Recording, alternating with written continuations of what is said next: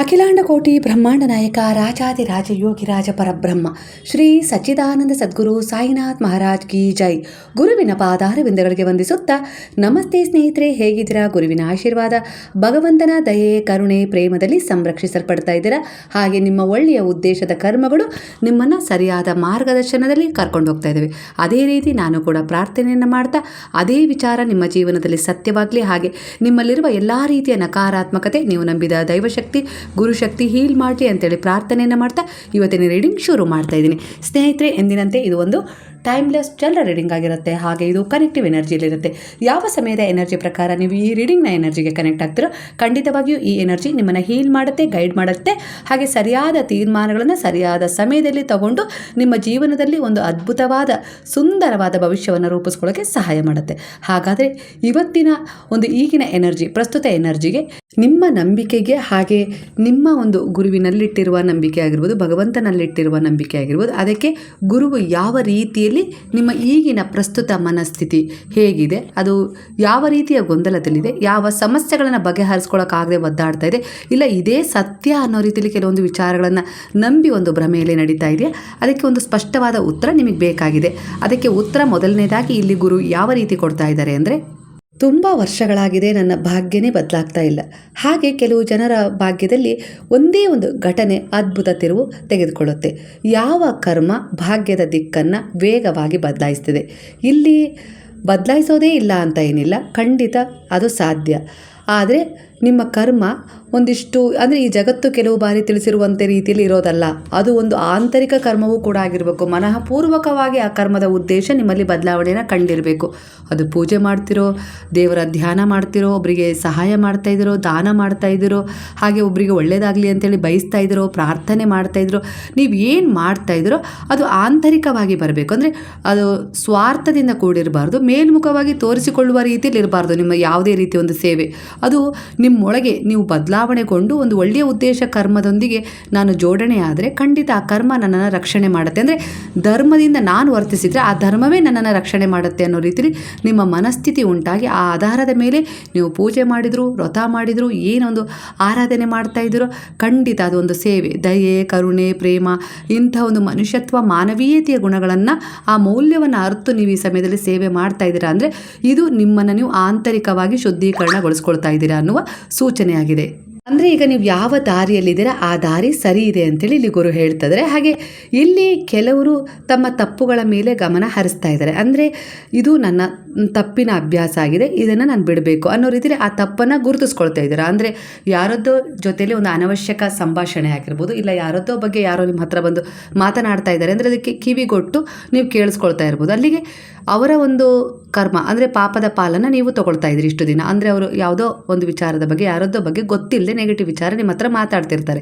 ಅಂದರೆ ಅವರ ತಪ್ಪು ಮಾಡಿರ್ತಾರೋ ಇಲ್ಲ ಅವ್ರಿಗೆ ಗೊತ್ತಿಲ್ಲ, ಆದರೆ ಅವ್ರ ಮೇಲ್ಮುಖವಾಗಿ ನೋಡಿ, ಅಯ್ಯೋ ಅವ್ರ ಮನೇಲಿ ಹೀಗಾಯಿತು ಕಣ್ರಿ, ಅದಕ್ಕೆ ಹೀಗಾಯಿತು, ಇದಕ್ಕೆ ಹೀಗಾಯಿತು ಅಂತ ಅವ್ರಿಗೆ ಹೇಳ್ತಾ ಇದ್ದಾರೆ. ಅಂದರೆ ನೀವು ಹೌದಾ ಅಂತೇಳಿ ಏನಾದರೂ ಕಿವಿ ಕೊಡ್ತಾ ಇದ್ರಿ ಅಂದರೆ ಆ ಅವರ ಕರ್ಮದ ಪಾಲಲ್ಲಿ ನೀವು ಸ್ವಲ್ಪ ಭಾಗಿದಾರಗಳಾಗಿರ್ತೀರ. ಅದು ಪುಣ್ಯ ಆಗಿರ್ಬೋದು, ಒಳ್ಳೆಯ ಕೆಲಸ ಆಗಿರ್ಬೋದು, ಕೆಟ್ಟ ಕೆಲಸ ಆಗಿರ್ಬೋದು ಅನ್ನೋ ರೀತಿಯಲ್ಲಿ ಬರುತ್ತೆ. ಹಾಗಾಗಿ ಇಲ್ಲಿ ಆ ರೀತಿ ತಪ್ಪುಗಳನ್ನು ತಿದ್ಕೊಳ್ತಾ ಇದ್ದೀರಾ. ಅಂದರೆ ಯಾರದ್ದೂ ಬಗ್ಗೆ ಒಂದಿಷ್ಟು ಗೊತ್ತಿಲ್ಲದೆ, ಗುರಿ ಇಲ್ಲದೆ ಏನೂ ಮಾತನಾಡಬಾರ್ದು ಅನ್ನೋ ಒಂದು ವಾಸ್ತವ ಸತ್ಯವನ್ನು ನೀವು ಅರ್ಥ ಮಾಡಿಕೊಂಡು ಈಗ ಹೆಜ್ಜೆ ಇಡ್ತಾ ಇದ್ದೀರಾ. ಅಂದರೆ ದಿಢೀರನೇ ಯಾವುದೋ ವಿಚಾರದ ಬಗ್ಗೆ, ಯಾರದ್ದೋ ಒಂದು ವಿಚಾರದ ಬಗ್ಗೆ ಯಾರನ್ನೋ ಜಡ್ಜ್ ಮಾಡೋದಿಲ್ಲ. ಅವ್ರ ಮನೆಯಲ್ಲಿ ಏನೋ ನಡೀತಾ ಇದೆ ಅಂದರೆ ಅದು ಅವ್ರ ಕರ್ಮ, ಅವ್ರ ಪ್ರಾರಬ್ಧ, ಏನೋ ಅವರಿಗೆ ಅವ್ರು ಕೊಟ್ಟಿದ್ದು ಅವ್ರಿಗೆ ಸಿಗ್ತಾ ಇದೆ, ನಮಗೆ ಅದಕ್ಕೂ ಸಂಬಂಧ ಇಲ್ಲ ಅನ್ನೋ ರೀತಿಲಿ ನಮ್ಮಿಂದ ಏನಾದರೂ ಅದಕ್ಕೆ ಸಹಾಯ ಆಗಬೇಕಾ, ಅವ್ರು ಕೇಳಿದಾರಾ ಏನೋ ಒಂದು ರೀತಿಲಿ ನಮ್ಗೆ ಏನು ಸಹಾಯ ಮಾಡೋಕ್ಕಾಗತ್ತೆ ಅದನ್ನು ಮಾಡೋಣ. ಅಂದರೆ ಕೊನೆ ಪಕ್ಷ ಏನೋ ಹತ್ತಿರ ಹೋಗಿ ಮಾಡೋಕ್ಕಾಗದಿದ್ರು ಪರವಾಗಿಲ್ಲ, ಅವ್ರಿಗೆ ಒಳ್ಳೇದಾಗಲಿ ಅಂತೇಳಿ ಭಗವಂತನಲ್ಲಿ ಒಂದು ಪ್ರಾರ್ಥನೆ ಮಾಡ್ಕೊಳ್ಬೇಕು. ಈ ಪರಿಸ್ಥಿತಿಯಲ್ಲಿದ್ದಾರೆ, ಇಲ್ಲ ಅಂದರೆ ಅವ್ರ ಮೇಲೆ ಯಾವುದೋ ಒಂದು ರೀತಿಯಲ್ಲಿ ದೌರ್ಜನ್ಯ ನಡೀತಾ ಇದೆ, ಇಲ್ಲ ಅವರೊಂದು ಜೀವನದ ಕ್ರಮವೇ ಸರಿ ಇಲ್ಲ, ಆ ರೀತಿ ಎಲ್ಲ ಕೆಲವೊಂದು ರೀತಿಯಲ್ಲಿ ನಡವಳಿಕೆ ನಿಮಗೆ ಕಾಣಿಸ್ತಾ ಇದೆ ಅಂದರೆ ಅಲ್ಲಿ ನೀವು ಅದನ್ನು ಜಡ್ಜ್ ಮಾಡೋ ಬದಲು ಭಗವಂತನಲ್ಲಿ ಶರಣಾಗಬೇಕು ಅನ್ನೋ ರೀತಿಯಲ್ಲಿ ಆ ವಿಚಾರವನ್ನು ಒಪ್ಪಿಸಿ ನೀವು ನಿಮ್ಮ ಪಾಡಿಗೆ, ಅದಕ್ಕೂ ನನಗೂ ಸಂಬಂಧ ಇಲ್ಲ ಅನ್ನೋ ರೀತಿಯಲ್ಲಿ ನೀವು ನಿಮ್ಮ ಒಂದು ಕೆಲಸ ಕಾರ್ಯಗಳ ಕಡೆ ಗಮನ ಕೊಡ್ತಾ ಇದ್ದೀರಿ. ಈ ರೀತಿ ನೀವು ಬದಲಾವಣೆ ಆಗಿದೆ. ಅಂದರೆ ಕೆಲವೊಂದು ಸಾರಿ ಹೀಗೂ ಆಗ್ಬೋದು, ಅಂದರೆ ಕೆಲವು ತಪ್ಪು ನಿರ್ಧಾರಗಳನ್ನ ಕೈಗೊಳ್ಳೋದನ್ನು ಬಿಟ್ಟಿದ್ದೀರಿ. ಈಗ ಅಲ್ಲಿಗೆ ನೀವು ಗುರುವಿನ ಶಿಕ್ಷಣಕ್ಕೆ ಒಳಪಟ್ಟಿದ್ದೀರಾ. ಮೊದಲು ಶಿಸ್ತನ್ನು ಕಲಿತಾ ಇದ್ದೀರಾ. ಅಂದರೆ ಆ ಶಿಸ್ತನ್ನು ನೀವು ಹೇಗೆ ಕಲಿತಾ ಇದ್ದೀರಿ ಅಂದರೆ ನಿಮ್ಮ ಸುತ್ತ ಇರುವ ಒಂದಿಷ್ಟು ತಪ್ಪಾದ ವಿಚಾರಗಳನ್ನು ದೂರ ಮಾಡ್ತಾಯಿದ್ರೆ, ಇಗ್ನೋರ್ ಮಾಡ್ತಿದ್ರೆ, ಅಂಥ ಜನರನ್ನಾಗಿರ್ಬೋದು ದೂರ ಮಾಡ್ತಿದ್ರೆ, ಹೇಗೆ ಅವ್ರ ಜೊತೆ ವ್ಯವಹರಿಸಬೇಕು ಅಂತೇಳಿ ಕಲ್ತ್ಕೊಂಡಿದ್ರೆ, ಅದ್ರ ಜೊತೆಗೆ ನಿಮ್ಮಲ್ಲಿರುವ ಒಂದು ಅಶಿಸ್ತಿನ ಗುಣವನ್ನು ಕೂಡ ನೀವೀಗ ಅರ್ಥ ಮಾಡ್ಕೊಳ್ತಾ ಇದ್ದೀರಾ. ನಾನು ಈ ರೀತಿ ಮಾಡ್ತಾ ಇರೋದು ತಪ್ಪು, ಅದು ನಿಮ್ಮ ವೈಯಕ್ತಿಕ ವಿಚಾರಕ್ಕೆ ಬರುತ್ತೆ, ಅದನ್ನು ತಿದ್ಕೊಂಡು ನೀವು ಸರಿ ಆಗ್ತಾ ಇದ್ದೀರಾ ಅನ್ನೋ ರೀತಿಯಲ್ಲಿ ಇಲ್ಲಿ ಸೂಚನೆ ಕಾಣಿಸ್ತಾ ಇದೆ. ಈಗಿನ ಪ್ರಸ್ತುತ ಎನರ್ಜಿಗೆ ಒಟ್ಟಾರೆಯಾಗಿ ನೀವು ಬೇರೆಯವರ ತಪ್ಪನ್ನೇ ನೋಡ್ತಾ ಇದ್ದವರು ಈಗ ನನ್ನ ತಪ್ಪನ್ನು ನಾನು ಮೊದಲು ತಿದ್ಕೊಳ್ಬೇಕು ಅನ್ನೋ ರೀತಿಯಲ್ಲಿ ಸರಿಯಾಗಿದ್ದಾರೆ. ಇದರಿಂದ ಏನಾಗುತ್ತೆ, ಮೊದಲು ನಿಮ್ಮ ವ್ಯಕ್ತಿತ್ವ, ನಿಮ್ಮ ಒಂದು ಸೆಲ್ಫ್ ಕಾನ್ಫಿಡೆಂಟ್ ಆಗಿರ್ಬೋದು, ನಿಮ್ಮನ್ನು ಪ್ರೀತಿಸ್ಕೊಳ್ಳೋದಾಗಿರ್ಬೋದು, ನಿಮ್ಮನ್ನು ಗೌರವಿಸ್ಕೊಳ್ಳೋದಾಗಿರ್ಬೋದು, ನಿಮ್ಮನ್ನು ತಿದ್ಕೊಳ್ಳೋದಾಗಿರ್ಬೋದು ಮಾಡ್ತಾ ಇದ್ದೀರಾ ಅಂದರೆ ಖಂಡಿತ ಈ ಒಂದು ನಡವಳಿಕೆ ಆಟೋಮೆಟಿಕ್ಕಾಗಿ ಇನ್ನೊಬ್ಬರನ್ನ ಬದಲಾಯಿಸುತ್ತೆ. ಅಂದರೆ ನೀವೇನು ಅನ್ನೋ ವ್ಯಕ್ತಿತ್ವ ಅವರಿಗೆ ಅರ್ಥ ಆಗೋದ್ರ ಜೊತೆಗೆ ಅವರು ನಿಮ್ಮ ಎದುರಿಗೆ ಯಾವುದೇ ರೀತಿ ತಪ್ಪನ್ನು ಮಾಡೋದಿಲ್ಲ, ಆ ರೀತಿಯಾಗಿ ಪ್ರೇರಣೆ ತಗೊಳ್ತಾರೆ ಅನ್ನೋ ರೀತಿಯಲ್ಲಿ ಬರ್ತಾ ಇದೆ. ಕಾಪಿ ಕ್ಯಾಟ್ ಅಂತಾರಲ್ಲ, ಹಾಗೆ ನಿಮ್ಮ ಜೀವನದಲ್ಲಿ ಕೆಲವರು ನಿಮ್ಮನ್ನು ನಿಮ್ಮ ಹಾವಭಾವಗಳ ರೀತಿಯಲ್ಲಿ ನಡ್ಕೊಳ್ಳೋಕ್ಕೆ ಪ್ರಯತ್ನ ಪಡ್ತಾ ಇದ್ದಾರೆ. ನಿಮ್ಮ ಶತ್ರುಗಳಾಗಿರ್ಬೋದು, ವೈರಿಗಳಾಗಿರ್ಬೋದು, ನಿಮ್ಮ ಎದುರಿಗೆ ಕಾಂಪಿಟೇಟ್ ಆಗಿ ಕೆಲಸ ಮಾಡ್ತಾ ಇರೋರಾಗಿರ್ಬೋದು, ನಿಮ್ಮ ಹಾವಭಾವ ಹೇಗಿದೆ, ನಡವಳಿಕೆ ಇದೆ, ಅದೇ ರೀತಿ ಅವರು ಕೂಡ ಇರಲಿಕ್ಕೆ ಪ್ರಯತ್ನಿಸ್ತಾ ಇದ್ದಾರೆ ಅನ್ನೋ ರೀತಿಯಲ್ಲಿ ಕಾಣಿಸ್ತಾ ಇದೆ. ಒಟ್ಟಾರೆಯಾಗಿ ಈಗಿನ ಸಮಯದ ಪ್ರಸ್ತುತ ಎನರ್ಜಿ ಪ್ರಕಾರ ನಿಮ್ಮ ಪ್ರಾರ್ಥನೆ ಹೇಗಿದೆ ಅಂದರೆ, ಸುತ್ತಮುತ್ತ ಎಂಥದ್ದೇ ಒಂದು ಕೆಟ್ಟ ಜನರು ಇದ್ದರೂ ಅವರಿಂದ ನಮಗೆ ನಿಮ್ಮ ರಕ್ಷಣೆ ಬೇಕು ಗುರುವೇ ಅನ್ನೋ ರೀತಿಯಲ್ಲಿ ನೀವೀಗ ಪ್ರಾರ್ಥನೆ ಮಾಡ್ತಾಯಿದ್ದೀರಿ. ಅಷ್ಟರ ಮಟ್ಟಿಗೆ ನಿಮ್ಮ ಪ್ರಾರ್ಥನೆ ಈಗ ಬದಲಾಗಿದೆ. ಅಂದರೆ ಮೊದಲು ಅವರನ್ನು ತಿದ್ದಬೇಕು ಅನ್ನೋ ರೀತಿಲಿ, ಅವರಿಗೆ ಕೆಟ್ಟದಾಗಲಿ ಇಲ್ಲ ಅವರು ದೂರ ಆಗಲಿ ಹಾಗೆ ಹೀಗೆ ಪ್ರಾರ್ಥನೆ ಮಾಡ್ತಾ ಇಲ್ಲ, ಒಟ್ಟಾರೆಯಾಗಿ ಅಂಥ ಒಂದು ಸುತ್ತುವರೆದ ಎನರ್ಜಿಯ ಜೊತೆಗೆ ನೀವು ಜೀವನ ಮಾಡಬೇಕು, ಅಂಥ ಸಮಾಜದಲ್ಲೇ ನೀವು ಬದುಕಬೇಕು ಅನ್ನೋದನ್ನು ಅರ್ಥ ಮಾಡ್ಕೊಂಡು ಅಂತಹ ಜನರಿಂದ ನೀನು ರಕ್ಷಣೆ ಕೊಡು ಅನ್ನೋ ರೀತಿಲಿ ಆ ಗುರುವಿನ ಮೇಲೆ ಈಗ ಭಾರ ಹಾಕಿ ನಿಮ್ಮ ಜೀವನವನ್ನು ಮುಂದೆ ತಗೊಂಡು ಹೋಗ್ತಾ ಇದ್ದಾರೆ. ಇದು ಕೂಡ ನಿಮ್ಮ ಪ್ರಾರ್ಥನೆ ಅನ್ನೋ ರೀತಿಲಿ ಕಾಣಿಸ್ತಾ ಇದೆ. ಹಾಗೆ ಇಲ್ಲಿ ಋಣಾನುಬಂಧದ ಒಂದು ಎನರ್ಜಿ ಕೂಡ ಕನೆಕ್ಟ್ ಆಗ್ತಾ ಇದೆ. ಅಂದರೆ ಋಣಾನುಬಂಧ ಅಂದರೆ ಹಿಂದಿನ ಜನ್ಮದ ಒಂದು ಋಣ ಆಗಿರುತ್ತೆ, ಅದನ್ನು ತಗೊಂಡೇ ಈ ಜನ್ಮದಲ್ಲಿ ಬಂದಿರ್ತೀವಿ ಪ್ರತಿಯೊಬ್ಬರು. ಹಾಗೆ ಅದು ಕೆಟ್ಟದೇ ಆಗಿರ್ಬೋದು, ಒಳ್ಳೆಯದೇ ಆಗಿರ್ಬೋದು, ಅದನ್ನು ನಾವಿಲ್ಲಿ ತೀರಿಸ್ಕೊಳ್ಬೇಕು. ಇದೇ ಒಂದು ಅಂದರೆ ಪುನರಪಿ ಜನನಂ ಪುನರಪಿ ಮರಣಂ ಅನ್ನುವ ಒಂದು ಚಕ್ರದ ಸುಳಿಯಾಗಿರುತ್ತೆ. ಮನುಷ್ಯನ ಮನಸ್ಸು ಒಟ್ಟಾರೆಯಾಗಿ ಹೇಗಿದೆ ಅಂದರೆ, ತಮ್ಮ ತಟ್ಟೆಯಲ್ಲಿರುವ ಊಟದ ಕಡೆ ಗಮನಕ್ಕಿಂತ ಇನ್ನೊಬ್ಬರು ತಟ್ಟೆಯಲ್ಲಿ ಏನಿದೆ ಅನ್ನೋದ್ರ ಕಡೆನೇ ಗಮನ ಜಾಸ್ತಿ ಹರಿಸ್ತಾರೆ. ಅಂದರೆ ಇಲ್ಲಿ ಮನಸ್ಸು ತಮ್ಮ ಬಗ್ಗೆ ಅಷ್ಟೇ ಯೋಚನೆ ಮಾಡೋದಕ್ಕಿಂತ ಮೊದಲು ಅದು ಅವ್ರ ಜೀವನ, ಇನ್ನೊಬ್ಬರು ನಿಮ್ಮ ಎದುರಿಗಿರೋ ಜೀವನ ಒಂದು ಶೈಲಿ ಆಗಿರ್ಬೋದು, ಅವರ ಒಂದು ನಡವಳಿಕೆ, ಅವ್ರ ಜೀವನದಲ್ಲಿ ಏನು ನಡೀತಾ ಇದೆ, ಇಂಥದ್ರ ಕಡೆ ಹೆಚ್ಚು ಗಮನ ಕೊಡುತ್ತೆ ಅನ್ನೋ ರೀತಿಯಲ್ಲಿ ಕಾಣಿಸ್ತದೆ. ಕೆಲವರ ಮನಸ್ಸಿನ ಪರಿಸ್ಥಿತಿ ಕೂಡ ಇದೇ ಆಗಿದೆ. ಯಾಕಂದರೆ ನೀವು ಹೋಲಿಕೆ ಮಾಡ್ಕೊಳ್ತಾ ಇದ್ದೀರಾ ಕೆಲವರ ಜೊತೆ ನಿಮ್ಮ ಜೀವನವನ್ನು, ಹೀಗೆ ಯಾಕೆ ಅನ್ನೋ ರೀತಿಲಿ. ಅವ್ರು ಎಷ್ಟು ಚೆನ್ನಾಗಿದ್ದಾರೆ, ನಾವು ಯಾಕೆ ಹಾಗಿರೋಕ್ಕಾಗ್ತಾ ಇಲ್ಲ, ನಾನು ಶ್ರಮ ಪಡ್ತಾ ಇದ್ದೀನಿ ಆದರೆ ನನಗೆ ಯಾಕೆ ಒಂದು ಸ್ಥಾನಮಾನ ಸಿಗ್ತಾ ಇಲ್ಲ, ಇಲ್ಲ ಇನ್ಯಾವುದೇದೋ ರೀತಿಯಲ್ಲಿ ಕಂಪೇರ್ ಮಾಡ್ತಾ ಇದ್ದೀರಾ ಅನ್ನೋ ರೀತಿಯಲ್ಲಿ ಕಾಣಿಸ್ತದೆ. ಒಟ್ಟಾರೆಯಾಗಿ ಇಲ್ಲಿ ಒಂದು ಉದಾಹರಣೆ ಯಾವ ರೀತಿ ನಿಮಗೊಂದು ಸಿಗ್ತಾ ಇದೆ ಅಂದರೆ, ಒಮ್ಮೆ ಹೀಗೆ ಬಾಬಾರವರ ಬಳಿ ಒಬ್ಬ ಹುಡುಗ ಬರ್ತಾನಂತೆ. ಅವನು ಬಂದು, ಬಾಬಾ ನನ್ನ ಜೀವನದಲ್ಲಿ ನನಗೆ ತುಂಬ ಸಮಸ್ಯೆಗಳಿವೆ, ಅದರಿಂದ ನನಗೆ ಹೊರಗೆ ಬರೋಕ್ಕೆ ಆಗ್ತಾ ಇಲ್ಲ, ಹಾಗಾಗಿ ಅದರ ಪರಿಹಾರವಾಗಿ ನಿಮ್ಮ ಬಳಿ ನಾನು ಬಂದಿದ್ದೀನಿ ಅಂತ ಹೇಳಿ ಆ ಹುಡುಗ ಹೇಳ್ತಾನಂತೆ, ಇದಕ್ಕೊಂದು ಪರಿಹಾರ ತಿಳಿಸಿ ಅಂತೇಳಿ. ಆಗ ಬಾಬಾ ಮುಗುಳ್ನಗ್ತಾ, ಹೌದಾ ಕಂದ, ಹಾಗಾದರೆ ನೋಡಿ ಅಲ್ಲಿ ಒಂದು ಬೇವಿನ ಮರ ಕಾಣ್ತಾ ಇದೆಯಲ್ಲ, ಎಲ್ಲರೂ ತಮ್ಮ ತಮ್ಮ ಕಷ್ಟ ಸಮಸ್ಯೆ ಏನಿದೆಯೋ ಅದೆಲ್ಲವನ್ನು ಒಂದು ಚೀಟಿಯಲ್ಲಿ ಬರೆದು ಒಂದು ಬಟ್ಟೆಯಲ್ಲಿ ಕಟ್ಟಿ ಆ ಮರಕ್ಕೆ ಕಟ್ಟಿ ಹೋಗ್ತಾ ಇದ್ದಾರೆ. ನೀನು ಕೂಡ ಅದನ್ನೇ ಮಾಡು, ಒಂದು ಕೆಲಸ ಮಾಡು, ಒಂದು ಚೀಟಿ ತಗೋ, ಅದರಲ್ಲಿ ನಿನ್ನ ಏನು ಸಮಸ್ಯೆ ಇದೆ ಅದಷ್ಟನ್ನು ಬರಿ, ಅದನ್ನು ಒಂದು ಬಟ್ಟೆಯಲ್ಲಿ ಕಟ್ಟಿ ಅದನ್ನು ನೀನು ಕೂಡ ಅಲ್ಲಿ ಕಟ್ಟಿಬಿಡು. ಕಟ್ಟಿ ಆ ಮರದಲ್ಲಿ ಬೇರೆ ಎಲ್ಲ ರೀತಿಯ ಒಂದು ಗಂಟುಗಳಿದಾವಲ್ಲ, ಅದರಲ್ಲಿ ಯಾವುದಾದ್ರೂ ಒಂದು ನಿನಗಿಷ್ಟವಾದ ಗಂಟನ್ನು ತೊಗೊಂಡು ಹೋಗು ಅಂತ ಹೇಳಿ ಬಾಬಾ ಹೇಳ್ತಾರಂತೆ. ಆ ಹುಡುಗನಿಗೆ ಆ ಸಮಯ ಖುಷಿ ಆಗತ್ತಂತೆ. ಹೌದಾ, ಒಟ್ಟಾರೆಯಾಗಿ ನನಗೆ ಈ ಸಮಸ್ಯೆಗಳ ಬಗ್ಗೆ ಹರಿದ್ರೆ ಸಾಕಪ್ಪ, ಅದನ್ನು ಗಂಟಲ್ಲಿ ಬರೆದು ಕಟ್ಟಿ ಅದನ್ನು ಆ ಮರಕ್ಕೆ ನೇತಾಕ್ತೀನಿ, ಅದನ್ನು ಬೇರೆ ಯಾರಾದರೂ ತಗೊಂಡು ಹೋಗಿಬಿಡ್ಲಿ ಅನ್ನೋ ರೀತಿಯಲ್ಲಿ ಅವನಿಗೆ ಮನಸ್ಸಿಗೆ ತಕ್ಷಣ ಬರುತ್ತೆ. ಅವ್ನು ಮುಂದಿನ ಏನು ಯೋಚನೆ ಮಾಡೋದಿಲ್ಲ, ತಕ್ಷಣ ಬರೀತಾನೆ, ಒಂದು ಬಟ್ಟೆ ತೊಗೊಳ್ತಾನೆ, ಗಂಟು ಕಟ್ತಾನೆ, ಅದನ್ನು ಹೋಗಿ ಮರಕ್ಕೂ ಕಟ್ತಾನೆ. ಮರಕ್ಕೆ ಕಟ್ಟಿ ಅವನು ಇನ್ನೊಂದು ಚೀಟಿ ಗಂಟನ್ನು ಅಲ್ಲಿ ತೊಗೊಳ್ಬೇಕಾದ್ರೆ ಅವ್ನಿಗೆ ಎಲ್ಲೋ ಒಂದು ರೀತಿಯಲ್ಲಿ ಮನಸ್ಸಿಗೆ ಏನೋ ಒಂದು ರೀತಿ ಅನಿಸುತ್ತೆ, ಆದರೂ ಅದನ್ನು ತೊಗೊಳ್ತಾನೆ, ಚೀಟಿನ ಗಂಟನ್ನು ತೊಗೊಳ್ತಾನೆ. ಚೀಟಿ ಬರೆದು ಬೇರೆಯವರೆಲ್ಲ ಕಟ್ಟೋಗಿರ್ತಾರಲ್ಲ, ಇವನ ಹಾಗೆ ಎಲ್ಲರೂ ಒಂದು ಏನೋ ಕಟ್ಟೋಗಿರ್ತಾರೆ, ಅದರಲ್ಲಿ ಏನಿದೆ ಯಾರಿಗೂ ಗೊತ್ತಿಲ್ಲ. ಗಂಟು ತೊಗೊಳ್ತಾನೆ. ಬಾಬಾ ನಾನೊಂದು ಗಂಟು ತೊಗೊಂಡೆ ಅಂತ ಹೇಳ್ತಾನೆ. ಬಾಬಾ ಸರಿಯಪ್ಪ ಆಯಿತು ಅಂತ ಹೇಳ್ತಾರೆ. ಆಗ ಇವನು ಅಲ್ಲೇ ಕೂತ್ಕೊಂಡು ಸ್ವಲ್ಪ ಯೋಚನೆ ಮಾಡ್ತಾನೆ.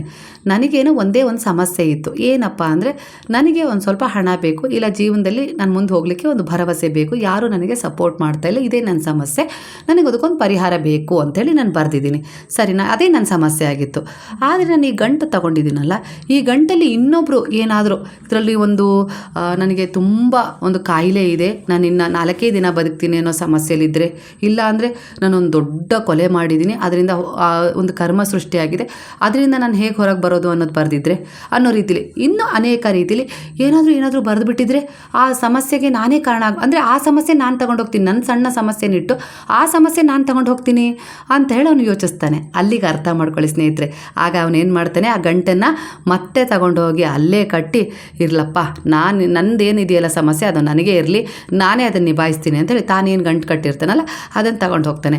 ಆಗ ಬಾಬಾ ನಿಧಾನವಾಗಿ ಮೌನವಾಗಿ ನೋಡಿ ನಗ್ತಾ ಇರ್ತಾರೆ. ಆಗ ಅವನು ಬಾಬಾರವರಿಗೆ ನಮಸ್ಕಾರ ಮಾಡಿ ಹೇಳ್ತಾನೆ, ಬಾಬಾ ನೀವು ಕೊಡೋ ಶಿಕ್ಷಣ ಇದೆಯಲ್ಲ ಅದು ನಮಗೆ ಮೇಲ್ಮುಖವಾಗಿ ಅರ್ಥ ಆಗದೇ ಇರ್ಬೋದು, ಆದರೆ ನಿಮ್ಮ ಹತ್ರ ಬಂದರೆ, ನಿಮ್ಮ ಶರಣದಲ್ಲಿ ಬಂದರೆ ಅದ್ಭುತವಾದ ಪರಿವರ್ತನೆ ಒಂದು ಜ್ಞಾನದೊಂದಿಗೆ, ಹಾಗೆ ಮುಂದಿನ ಒಂದು ಭರವಸೆ ನಮಗೆ ನಿಮ್ಮ ಮೂಲಕವೇ ಸಿಗುತ್ತೆ ಅನ್ನೋ ರೀತಿಯಲ್ಲಿ ಒಂದು ನಮಸ್ಕಾರ ಮಾಡ್ಕೊಂಡು ಅಲ್ಲಿಂದ ಹೊರಡ್ತಾನೆ. ಇಲ್ಲಿ ನಮಗೆ ತಿಳಿದಿದ್ದೇನು ಹೇಳ್ರಿ ಸ್ನೇಹಿತರೆ, ದೂರದ ಬೆಟ್ಟ ಕಣ್ಣಿಗೆ ನುಣ್ಣಗೆ ಅನ್ನೋ ಹಾಗೆ ಇಲ್ಲಿ ನಮಗೆ ಬೇರೆಯವರ ಜೀವನ ತುಂಬ ಚೆನ್ನಾಗಿದೆ ಅಂತೇಳಿ ನಾವು ನಮ್ಮ ಜಾಗದಲ್ಲಿ ನಿಂತು ಯೋಚಿಸ್ತಾ ಇದ್ದೀವಿ. ಆದರೆ ಅವ್ರ ಜೀವನದಲ್ಲಿ ಅವರಿಗೆ ವೈಯಕ್ತಿಕವಾದ ಯಾವ ರೀತಿ ಸಂಘರ್ಷಗಳಿರ್ತವೆ ಅಂತೇಳಿ ನಮಗೆ ಗೊತ್ತಿಲ್ಲ.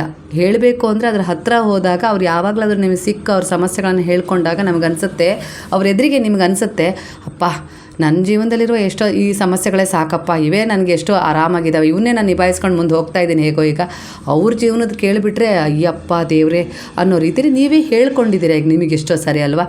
ಅಂಥ ಒಂದು ಅದ್ಭುತ ಪರಿವರ್ತನೆಯನ್ನು ಗುರು ಕೊಟ್ಟಿದ್ದಾರೆ. ಮೊದಲು ನಿಮಗೇನು ಅನ್ನಿಸ್ತಾ ಇತ್ತು, ನಮ್ಮ ಎದುರಿಗಿನ ಮನೆಯವರು ಎಷ್ಟು ಚೆನ್ನಾಗಿದ್ದಾರಪ್ಪ ಜೀವನದಲ್ಲಿ, ನಾವು ಯಾವಾಗ ಹಾಗಿರ್ತೀವಿ ಅಂತೇಳಿ ನೀವು ಅವರಿಗೆ ಕಂಪೇರ್ ಮಾಡ್ಕೊಳ್ತಾ ಇದ್ರಿ. ಆದರೆ ಗುರು ನಿಮ್ಮ ಜೀವನದಲ್ಲಿ ಬಂದ ಮೇಲೆ ಅವರು ನಿಮಗೆಲ್ಲೋ ಒಂದು ರೀತಿಯಲ್ಲಿ ಪರಿಚಯ ಆಗಿ ಅವ್ರ ಜೀವನದ ಸಮಸ್ಯೆಗಳನ್ನೆಲ್ಲ ಹೇಳ್ಕೊಂಡಾಗ ನಿಮ್ಗೆ ಅನ್ನಿಸ್ತು, ಅಪ್ಪ ಭಗವಂತ ನನ್ನ ಹತ್ರ ಇರೋ ಸಮಸ್ಯೆಗಳು ಎಷ್ಟು ಸುಲಭವಾಗಿದ್ದಿದೆ, ಅದನ್ನು ನಾನು ಬೇಗ ಪರಿಹಾರ ಮಾಡ್ಕೊಳ್ಬೋದು. ಆದರೆ ಅವ್ರ ಜೀವನದಲ್ಲಿ ಒಳಗೆ ನಡೀತಾ ಇರೋ ಸಮಸ್ಯೆನ ಕೇಳಿಬಿಟ್ರೆ ಅದು ಸಾಧ್ಯನೇ ಇಲ್ಲದ ಬಿಡು, ಬಗೆಹರಿಯಕ್ಕೆ ಆಗೋದೇ ಇಲ್ಲ. ನನಗೆ ಕೊಟ್ಟಿದ್ದೆ ನೀನು ಸರಿಯಪ್ಪ, ನನ್ನ ಪ್ರಾರಬ್ಧ ಕರ್ಮಕ್ಕನುಸಾರವಾಗಿ ನನಗೇನು ಸಿಕ್ಕಿದೆಯೋ ಖಂಡಿತ ಅದನ್ನು ನಾನು ಬಗೆಹರಿಸ್ಕೊಳ್ತೀನಿ. ಗುರುವಾಗಿ ನೀವೇ ನನ್ನ ಜೊತೆಗೆ ಮಾರ್ಗದರ್ಶನ ಮಾಡೋಕ್ಕೆ, ರಕ್ಷಣೆ ಮಾಡೋಕ್ಕೆ, ಹಾಗೆ ಸಹಾಯ ಮಾಡೋಕ್ಕಿದ್ದೀರಾ ಅಂದರೆ ನಾನು ಯಾಕೆ ಹೆದರಲಿ ಅನ್ನೋ ರೀತಿಯಲ್ಲಿ ನಿಮಗೊಂದು ವಿಶ್ವಾಸ ಮೂಡುತ್ತೆ. ಮೊದಲನೇದಾಗಿ ನೀವು ಗುರುವಿನ ಶರಣದಲ್ಲಿ ಬಂದಮೇಲೆ ಈ ಅನುಭವ ನಿಮಗೆ ಸಿಕ್ಕೇ ಸಿಗುತ್ತೆ ಪ್ರತಿಯೊಬ್ಬರಿಗೂ. ನಾನು ಬಂದ ಅಂದ ತಕ್ಷಣ ಕೇವಲ ನೆಗೆಟಿವ್ ವಿಚಾರಗಳಾಗಿರೋದಿಲ್ಲ. ನೀವು ಹಿಂದಿನ ಜನ್ಮದಲ್ಲಿ ಒಬ್ಳನ್ನ ತುಂಬ ಪ್ರೀತಿಸ್ತಿದ್ರಿ, ಅವಳಿಗೋಸ್ಕರ ನೀವು ತುಂಬ ಅಂದರೆ ತುಂಬ ಒಂದು ಒಳ್ಳೆಯದನ್ನು ಮಾಡಿದ್ರಿ. ಅದು ಏನಾಗುತ್ತೆ, ಈ ಜನ್ಮದಲ್ಲಿ ನಿಮಗೆ ಅವಳೇ ಹೆಂಡತಿಯಾಗಿ ಬಂದು ಅವಳು ನಿಮ್ಮನ್ನು ತುಂಬ ಪ್ರೀತಿಸೋದಾಗಿರ್ಬೋದು, ಸೇವೆ ಮಾಡೋದಾಗಿರ್ಬೋದು, ಕಾಳಜಿ ಆಗಿರ್ಬೋದು, ಈ ರೀತಿಯಾಗಿ ಆ ಋಣಾನುಬಂಧ ಏರ್ಪಟ್ಟಿರುತ್ತೆ. ಹಾಗೆ ನೀವು ಹಿಂದಿನ ಜನ್ಮದಲ್ಲಿ ಯಾರಿಗೋ ತುಂಬ ಒಂದು ತೊಂದರೆ ಕೊಟ್ಟಿದ್ರಿ ಅಂದರೆ ಅವರು ಕೂಡ ಎಲ್ಲೋ ಒಂದು ರೀತಿಯಲ್ಲಿ ಶತ್ರುಗಳಾಗಿ ನಿಮ್ಮ ಮಕ್ಕಳಾಗಿ ಜನ್ಮಿಸಿ ನಿಮ್ಗೆ ಎಲ್ಲೋ ಒಂದು ರೀತಿಯಲ್ಲಿ ಒಂದು ನೋವನ್ನು, ಸಿಕ್ಕಾಪಟ್ಟೆ ಹಿಂಸೆಯನ್ನು ಕೊಟ್ಟಿರ್ತಾರೆ. ಯಾಕಂದರೆ ಆ ಶತ್ರು ಅದೇ ಉದ್ದೇಶವನ್ನು ಇಟ್ಕೊಂಡಿರ್ತಾರೆ, ಮುಂದಿನ ಜನ್ಮದಲ್ಲಿ ನಾನು ಇವರ ಮಗನಾದರೂ ಆಗಿ ಇಲ್ಲ ಮಗಳಾದರೂ ಆಗಿ ಇವ್ರ ಮೇಲೆ ನಾನು ಸೇಡ್ ತೀರಿಸ್ಕೊಳ್ಬೇಕು ಅನ್ನೋ ರೀತಿಯಲ್ಲಿ ಆ ಆತ್ಮ ಆ ರೀತಿಯಾಗಿ ಒಂದು ವಿಚಾರವನ್ನು ಇಟ್ಕೊಂಡಿರುತ್ತೆ. ಯಾಕಂದರೆ ಆ ಆತ್ಮ ಅಷ್ಟು ದುಃಖ ನಿಮ್ಮಿಂದ ಅನುಭವಿಸಿರುತ್ತೆ. ಇದನ್ನೇ ಋಣಾನುಬಂಧ ಅನ್ನೋದು. ಅಂದರೆ ನೆಗೆಟಿವ್ ಆಗೋದ್ರೂ ಬರ್ಬೋದು, ಪಾಸಿಟಿವ್ ಆಗೋದ್ರೂ ಬರ್ಬೋದು. ಒಟ್ಟಾರೆಯಾಗಿ ಅದನ್ನು ನೀವು ಇಲ್ಲಿ ನೀವೇ ಕಳ್ಕೊಳ್ಬೇಕು. ಅದು ಕೂಡ ನಿಮ್ಮ ಒಂದು ಒಳ್ಳೆಯ ಕರ್ಮದ ಒಂದು ವಿಚಾರಗಳ ಮೂಲಕವೇ. ಅದಕ್ಕೆ ಇರೋದು ಪರಿಹಾರ ಅದು ಒಂದೇ. ನೀವು ಅದಕ್ಕೆ ಹೋಗಿ ಎಲ್ಲೋ ಹೋಮ ಮಾಡಿಸ್ತೀರಾ, ಹವನ ಮಾಡಿಸ್ತೀರಾ, ಏನು ಮಾಡಿದ್ರೂ ಆ ಒಂದು ಕರ್ಮವನ್ನು ಕಳ್ಕೊಳ್ಳೋಕೆ ಸಾಧ್ಯ ಇಲ್ಲ. ಆದರೆ ನಿಮ್ಮ ಒಂದು ದಿನನಿತ್ಯದ ಬದಲಾವಣೆ ಅಂದರೆ ಈಗಿನ ವಾಸ್ತವ ಪರಿಸ್ಥಿತಿಯನ್ನು ನೀವು ಹೇಗೆ ಬದಲಾಯಿಸ್ಕೊಳ್ತೀರಾ, ಒಂದು ಒಳ್ಳೆಯ ಉದ್ದೇಶದ ಕರ್ಮವನ್ನು ಜೋಡಣೆ ಮಾಡ್ಕೊಳ್ತೀರಾ, ಸತ್ಕಾರ್ಯಗಳನ್ನು ಸದ್ಗುಣಗಳನ್ನು ಬೆಳೆಸ್ಕೊಳ್ತಾ ನೀವೊಂದು ಒಳ್ಳೆಯ ಉದ್ದೇಶದೊಂದಿಗೆ ನೀವು ಸಾಕ್ತೀರಾ. ಅದು ಕಷ್ಟ ಇರಲಿ, ಏನೇ ಆಗಲಿ, ಸಮಸ್ಯೆ ಇರಲಿ, ನಾನು ಅದನ್ನು ಕಳ್ಕೊಳ್ತೀನಿ ಅನ್ನೋ ರೀತಿಯಲ್ಲಿ ನೀವು ನಿಭಾಯಿಸ್ತೀನಿ ಅನ್ನೋ ರೀತಿಯಲ್ಲಿ ಅದನ್ನು ನೀವು ಮುಂದುವರೆದ್ರೆ ಖಂಡಿತವಾಗಿ ಈ ಕರ್ಮವನ್ನು ಕಳ್ಕೊಳ್ಳೋಕ್ಕೆ ಸಾಧ್ಯ, ಈ ಋಣಾನುಬಂಧವನ್ನು ಕಳ್ಕೊಳ್ಳೋಕ್ಕೆ ಸಾಧ್ಯ ಅನ್ನೋ ರೀತಿಯಲ್ಲಿ ಬರ್ತದೆ.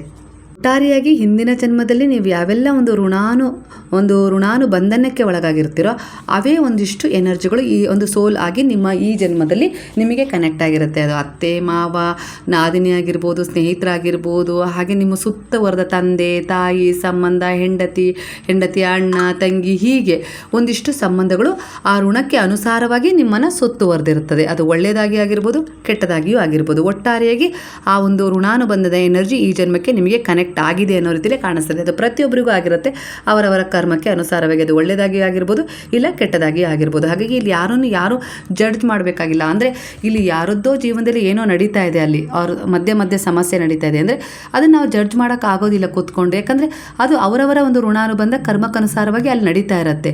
ಅದನ್ನು ನಾವಿಲ್ಲಿ ಜಡ್ಜ್ ಮಾಡೋಕ್ಕೆ ನಾವು ಅದಕ್ಕೆ ಒಳಪಟ್ಟವರೇ ಅಲ್ಲ.